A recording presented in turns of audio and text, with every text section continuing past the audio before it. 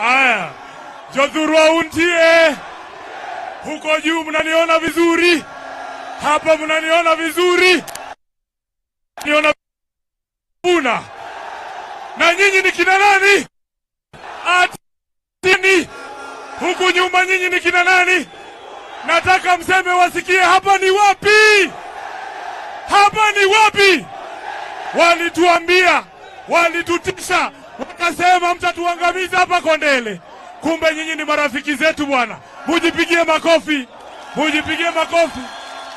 On April 26, 2026, Kisumu long considered the political stronghold of Raila Odinga and the ideological center of the Orange Democratic Movement because the stage of high-stakes political confrontation was expected to be failed political gamble turned into something far more significant. Edwin, Sifuna and Babu Owino announced their Linda Mwananchi rally in Kisumu. Resistance was immediate. Local leaders rejected them. Security concerns were raised. Political allies distanced themselves. But when the day came, the narrative flipped.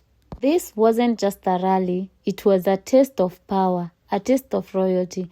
The clear sign of yet that ODM is facing the most serious internal fractures in years. Nimesahau mheshimiwa moja.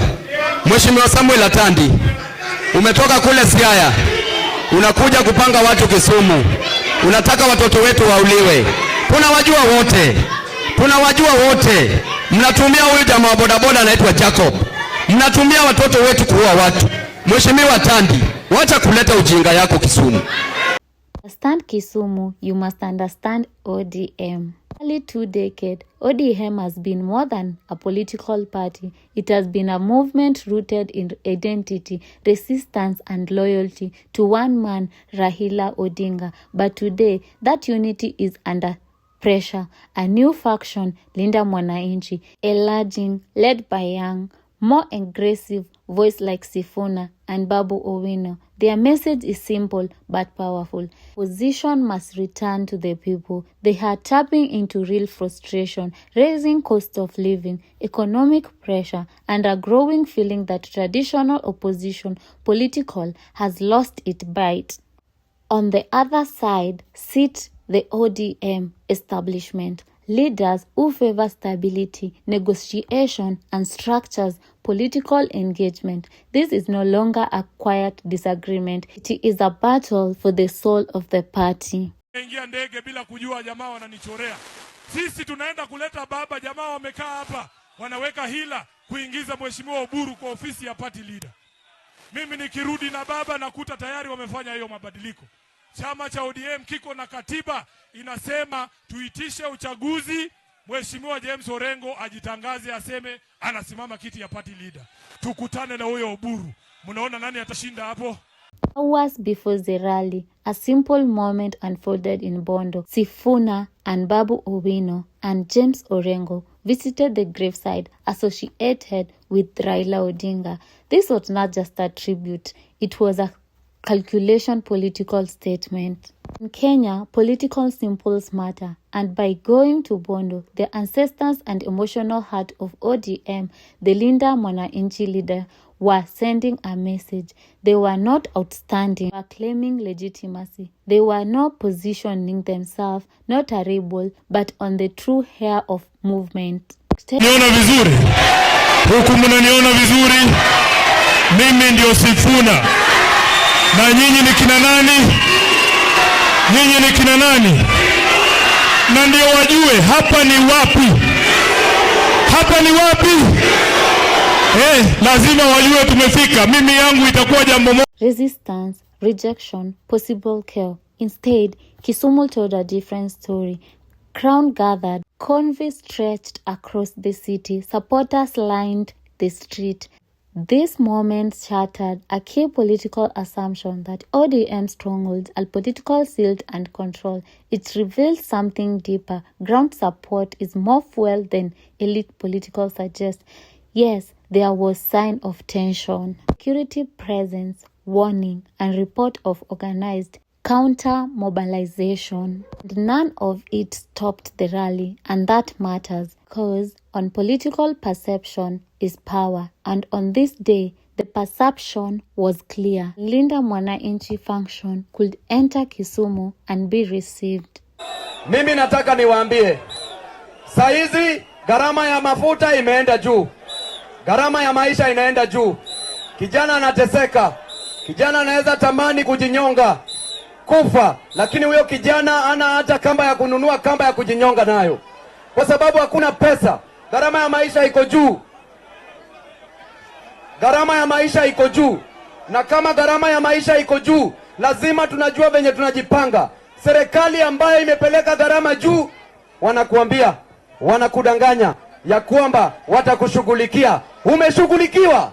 Before the political comes the pulpit. At a church in Nyalendo, the leader referred their mission not as confession but a gratitude and unity. This was strategic. By speaking in that sitting, Sifuna and Babu Owino softened their image and connected with ordinary citizens in a deeper level. Their message shifted from politics to identity. This is our home. This was a powerful counter to the narrative they had outside the disruptions. I salute you for receiving Babu Owino kwa shangwe na nderemo. I salute you. I salute you Kisumu. Mumeonyesha heshima kubwa kwa taifa. Kisumu hamjai aibisha taifa la Kenya. Quar ground, the real test began. Crown show up? Yes, they did. Thousands gathered, knowing what critics predicted will be a flap into a visible demonstration of support. Speeches followed a clear theme: persistence, unity, people first, politics. But it was James Orengo who delivered the political weight, warning against hidden faces and calling for respect for the people's voice. Yet, behind the speech, the real message was sent: crowds, energy, present. Because in Kenya, politics are numbers, narrative, and this really told the story of moment. Aya. Jeshi la baba oye! Jeshi la baba oye! Nyalenda barracks oye! Kondele barracks oye! Obunga barracks oye! Jua Kali Engineering Battalion oye! But this was not a one-sided story. This reflects a deep truth. ODM is not just divided at the top, it is divided at the grassroots. Different factions are now competing not just for leaders, but for identity, loyalty, and narrative control. Joey! Jothurwa, mokuonga go nuero kamano kuom thuolo mukao murwako wagikwe kendo gi muolo. Mar ariyo. What did Kisumu prove?